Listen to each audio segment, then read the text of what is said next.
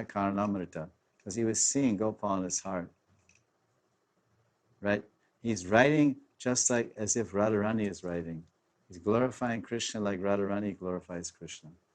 So the verses of Krishna Karnamrita, they give great happiness and pleasure to Radharani. It says Krishna Karnamrita.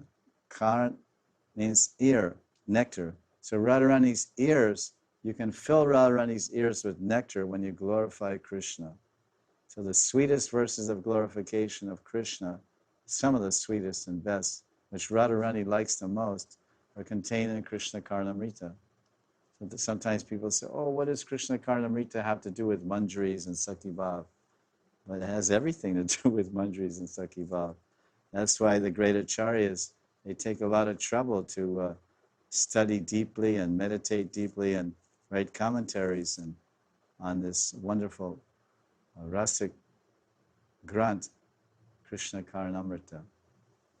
And of course, we know about that book because our own Gaudiya Vaishnava founder, whatever you want to say, Chaitanya Mahaprabhu, he cherished that book. That book was kept in his room. He lived with that book. We have, in our room, we have books like Bhagavatam, Gita Govinda, etc. So in the Gambhira, with him, where he was staying, Lord Chaitanya kept the Krishna Karnamrita and the Gita Govinda and the poems of Vidyapati. They're all small, small books, in Bengali. And Vidyapati and the Jagannath Vallabha Natakam by Vishaka, Ramananda Roy. So these books are, of course, our founder, they're very dear to him.